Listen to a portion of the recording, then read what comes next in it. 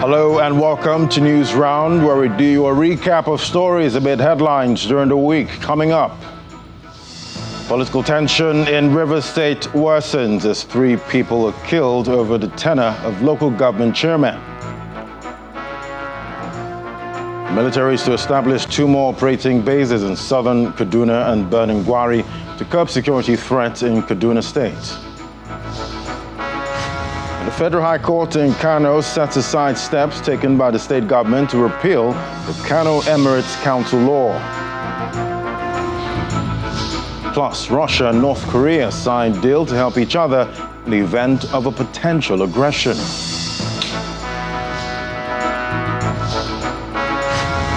And we begin News Round with the political tension in Rivers State over the tenure of local government chairman, which has claimed the lives of 3 people in Omoma local government area. The victims are a policeman, a vigilante operative, and a former student union leader. The state governor, Siminalayi Fubara, had earlier directed heads of administrations in 23 local government areas to take over from the elected council chairman, whose 3-year tenure elapsed as of Monday.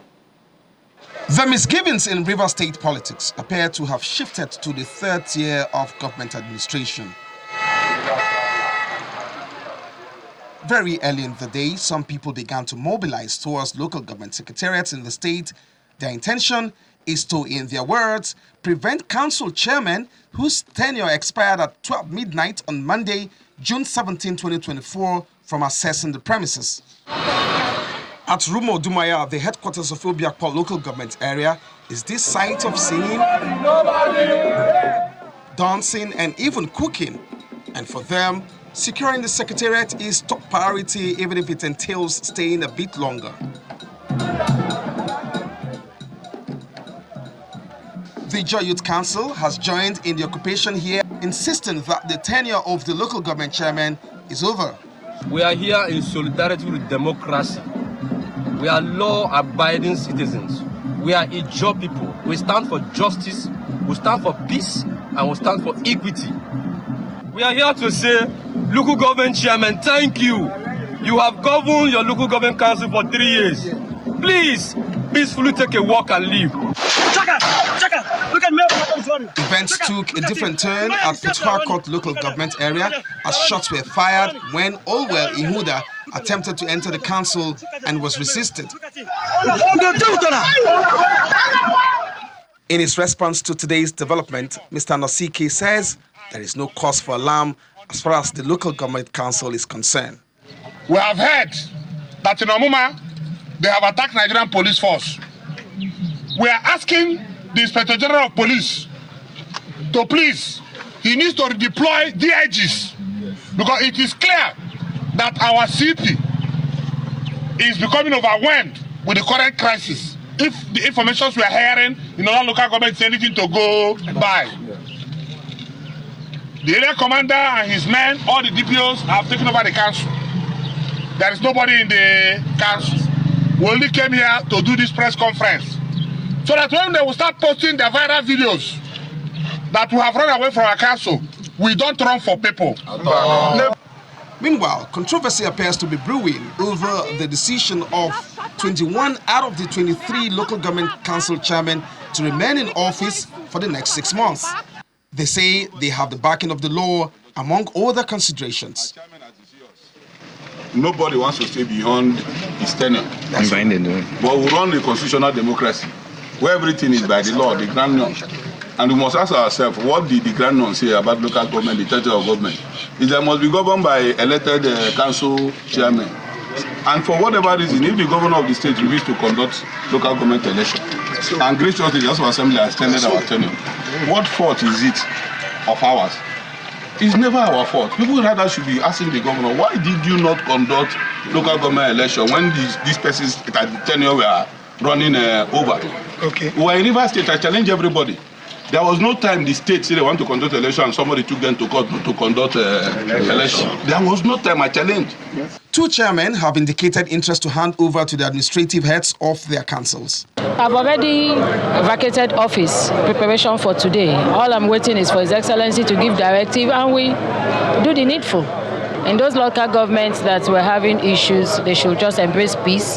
And I would advise my colleagues, if I may say former colleagues, to obey the law. As all of this unfolds, the governor seemed not to be leaving anything to chance, as he has quickly convened an emergency security meeting which held behind closed doors. But here is a highlight of the discussion. We are also aware that our enemy is also planning a lot of things, but we will not fall into that plot where we will allow him or them to destroy the peace that we're enjoying in the state. I am also aware that there is also a grand plan to come and arrest some of our supporters. This time around, you have to pass through me to arrest them, because I don't think there is anything that any of those people following us have done rather than stand on the side of truth. If it will cost us our life to stand on the side of truth, we will do that. It's a day before resumption of work after the break to celebrate Eid Kabir. Residents and watchers of Rivers political events can only continue to hope for a quick resolution to all the crisis. Obviously, the Kaduna State Governor, Uba Sani, says the military will soon establish 2 new forward operating bases in the southern area and Beningwari as part of efforts to curb the menace of banditry, kidnapping and other related security threats. Governor Uba Sani, who gave the hint during a meeting with the Elders Forum in his office, explains that the new military bases will enhance security in the frontline locations to enable farmers have access to their land. Since the inception of his administration in May 2023, Governor Uba Sani has made it a tradition to meet with relevant stakeholders in Kaduna State with the aim of intimating them about his programs and policies, as well as to get their inputs. Here at the Executive Council chamber of the Sir Kashim Ibrahim Government House, Governor Sani is hosting members of the Kaduna Elders Forum, led by former military governor of Rivers State, General Zamani Lekwat, and a former head of the civil service in Kaduna State, Mr. Abubakar Mustafa. The meeting attracts Kaduna citizens from across political party affiliations and religious divide. The governor uses the opportunity to render his account of stewardship, especially in the area of security, healthcare, and agriculture. To enhance security in the state, Governor Sani informs the elders that plans are underway for the establishment of 2 new military operating bases in frontline locations at Beningwari and southern Kaduna. I want to also use the opportunity to thank our own brother, that is General Christopher Musa, the CDS, who have been supporting us because of his own effort and the effort of other service chiefs. Kaduna State have been benefiting with some level of intervention by the military. Only a few weeks ago, we concluded our arrangement with the military to set up forward operating base in southern Kaduna and another one in Giwa and Beningwara Aziz. All the arrangements have been concluded. Some of the elders commend Governor Sani for what they describe as his open-door policy and make recommendations for areas that need his intervention. One area that needs attention is the decimation of some chiefdoms, especially the dismissed district and village heads. The horrible things happening are taking place in those areas. We appeal to Your Excellency to restore these people back to office, empower them. They will become the eyes and ears of government. Honestly speaking, I would counsel that maybe we need to look at this thing in some greater detail. Yes, fertilizer will increase production, no doubt about it. Farm inputs will improve production, no doubt about it, sir. But I think we need to look at agriculture, sir, in a more comprehensive manner. How do we make agriculture in Nigeria economically viable? It was in the past. Sir, we need to develop a mechanism of price support for our farmers. With a reassurance by Governor Sani to deepen citizens' engagement, members of the Elders Forum have also resolved to cooperate with the state government to rebuild trust in their communities, especially with regards to the implementation of the government rural transformation agenda. And now to energy matters. The federal government says it has commenced the establishment of 8 compressed natural gas conversion centers in 4 states across the country. Chief Executive Officer of the Presidential Initiative on CNG, Michael Oluwagbemi, who's made the disclosure at the Northern Stakeholders Engagement in Kaduna State, says it's part of efforts to cushion the impact of fuel subsidy removal by making transportation cheaper for Nigerians. In 2023, the federal government launched the Presidential Initiative on Compressed Natural Gas as a successor to the National Gas Expansion Program to cushion the impact of petrol subsidy removal. The initiative is part of President Bola Tinubu's renewed hope agenda in assuring an alternative and cheaper transportation fuel for Nigerians. In Kaduna State, the presidential team holds engagement forums with stakeholders from the northern region to intimate them about the ongoing plans to establish CNG vehicle conversion centers across the country and the need for them to key into the project. We also mentioned that we've deployed assets, buses and tricycles, as well as conversion kits. And we're going to largely deploy these around the cities I mentioned earlier and the cities that currently have CNG. Where CNG is not currently available, particularly in states here in the north, we are also investing in electric vehicle, EV buses. So we're going to have some EV buses deployed in some strategic areas in northern states, mainly around the university sector. The Executive Secretary of the National Board for Technical Education, Professor Idris Bogaje, harps on the need to train enough and adequate manpower to handle the project. We are only talking about vehicular youth. And my appeal is, let us get all the states and all the private sectors to get their personnel properly trained. Under the pilot scheme, 8 CNG vehicles conversion centers are expected to be rolled out in a few weeks' time in Kwara, Lagos, Rivers, and the Federal Capital Territory, Abuja, starting with 20,000 conversion kits. We're here today to engage with critical stakeholders, from labor unions to transport workers, technician association and artisan associations, as well as state governments, private sector, investors here in northern Nigeria, especially to discuss with them the plans of Mr. President to roll out and the ongoing process of rollout of the CNG initiative across Nigeria. Here in Kaduna State, we're hosting one of those daughter stations here in Kaduna State and several other investor stations, including conversion stations where you can convert your existing PMS petrol vehicles to run on both PMS and natural gas, effectively allowing you to save on your transportation costs by up to 70%. CNG initiative will bring low prices of goods and services across Nigeria because transportation contributed a lot to the cost of goods and services in Nigeria. So if transportation will have a reduction of fuel consumption through converting from petrol and diesel to CNG, it means automatically the fare and the prices of moving goods and services within the country will be lower. So this automatically will bring about the low prices of goods and services. The federal government says it is focusing on road transport unions because they provide 90% of the transportation in the country to members of the public. And when Newsround returns, see Russia and North Korea sign security deal. This story and others coming up. Do stay with us. Thanks for staying with us. Well, the leader of the indigenous people of Biafra, Mr. Nnamdi Kano, has distanced himself from the recent killings of security operatives in the southeast.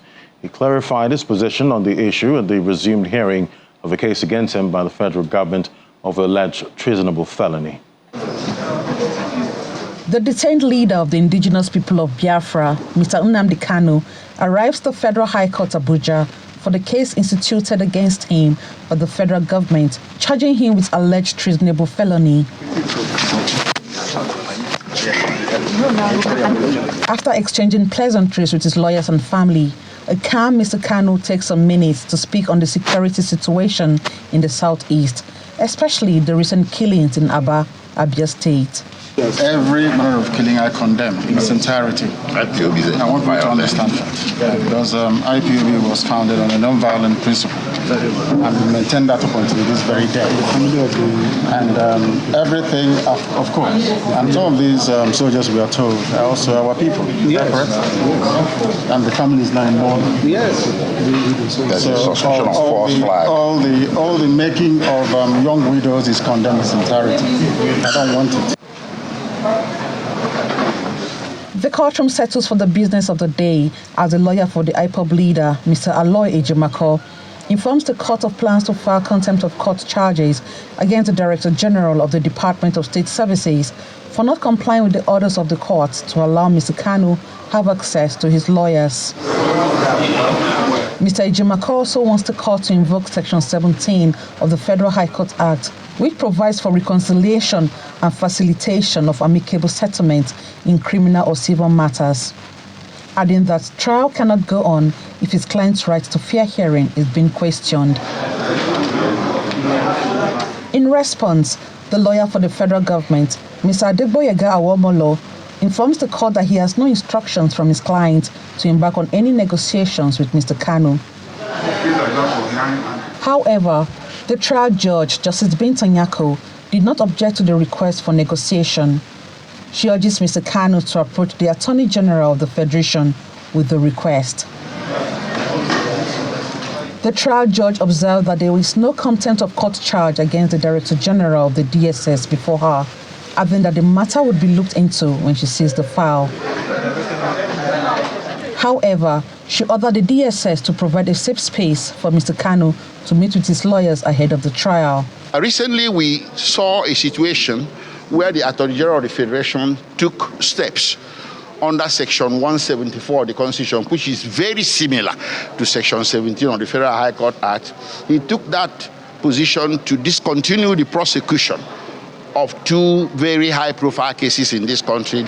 So people might wonder why such a situation should not apply to Mazin Nnamdi Kano, and that is what played out in court today. I'm pleased with the decision of the Federal High Court today. It's already there under Section 17, and it's also there under Section 174 of the 1999 Constitution that government can discontinue. And grounds for discontinue is national interest, public interest.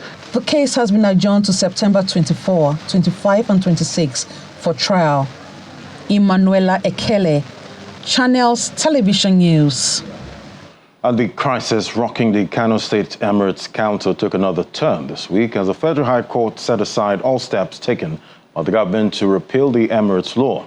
A kingmaker in the former Kano Emirate, Aminu Baba Danangudi, and the Sakin Dawaki Baba challenged the propriety of the law and asked the court to declare it null and void.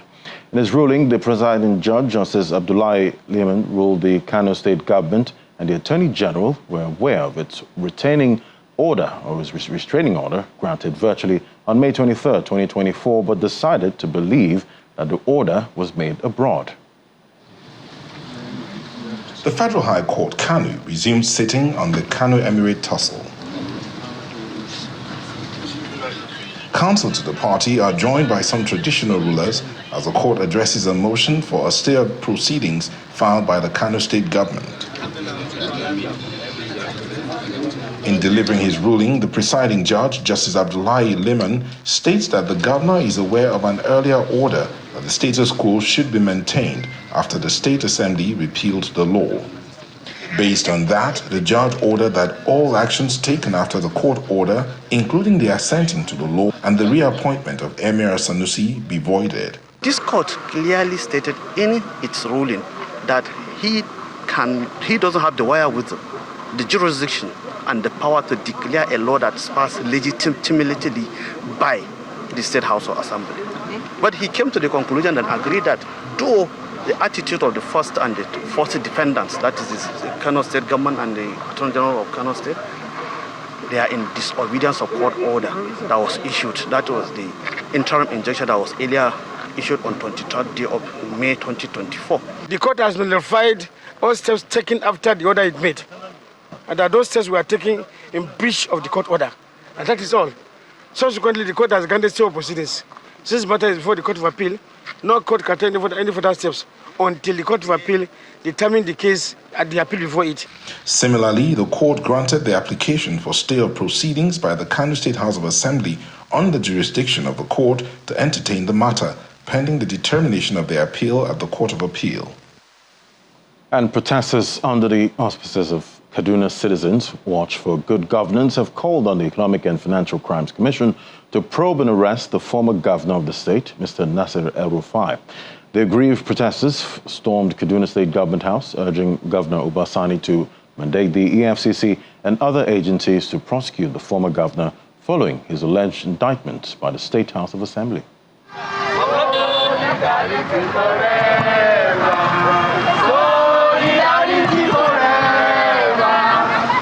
Bearing placards with different inscriptions and singing solidarity songs, youths and women walk from the popular UTC bus stop in Kaduna Metropolis to the Sir Kashim Ibrahim House.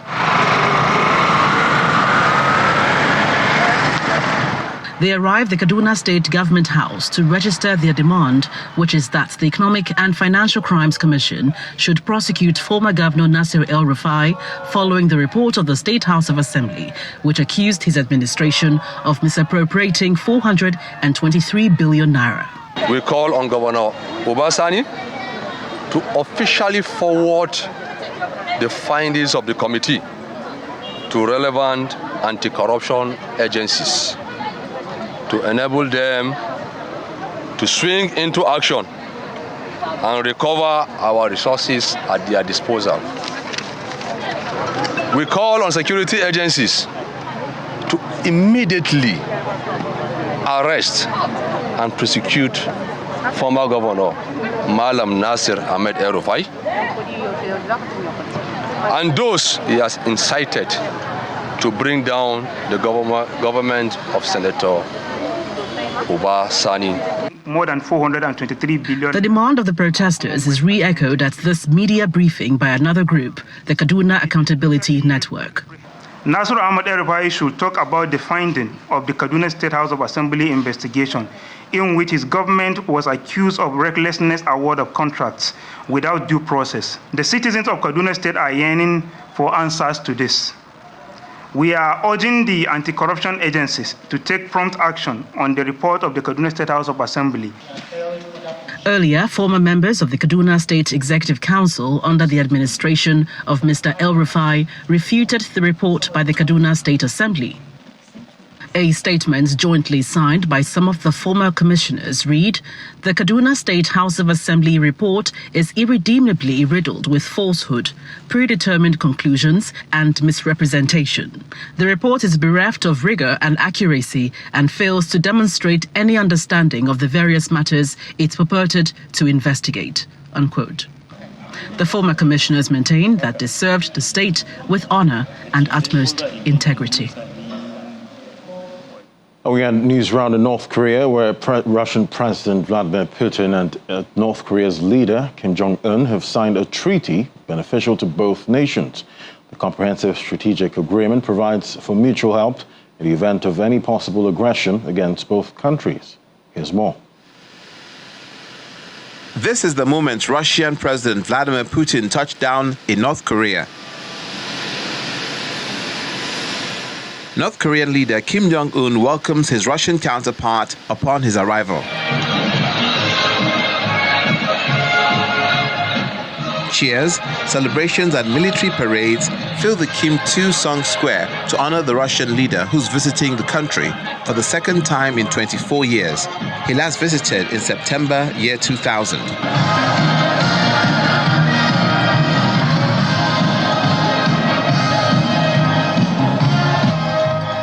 It's straight to business, as Mr. Putin lauds relations between both countries, emphasizing the strong friendship and cooperation based on the principles of equality and mutual respect for each other's interests.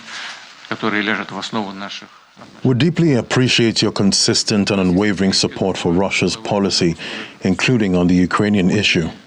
thanks to the dedicated efforts of the Korean people under your leadership. Высоко ценим последовательную и неизменную поддержку вами российской. Host leader, on the other hand, describes President Putin's visit as a historic moment in the Korea-Russia relations. Comrade President Putin's visit to Pyongyang proves the joyful nature of the Korea-Russia relations, which have entered a period of the greatest development, and at the same time is a great historic moment of the most important, notable, strategic significance in the history of Korea-Russia relations.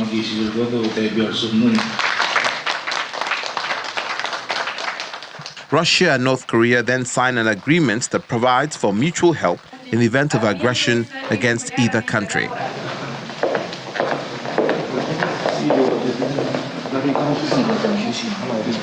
Speaking at a one-on-one meeting after signing the treaty, Mr. Kim notes that North Korea will respond without hesitation to incidents or wars facing his country or Russia. He adds the treaty will accelerate the creation of a multipolar world where no dominant country can wield hegemonic power. Meanwhile, Mr. Putin indicates Russia does not rule out developing the military technical cooperation with North Korea. He also called for the indefinite restrictive regime inspired by the United States and its allies at the United Nations Security Council towards North Korea to be reviewed. And those were the top stories for this week. Thank you for watching. I'm Ladi Williams. Bye for now.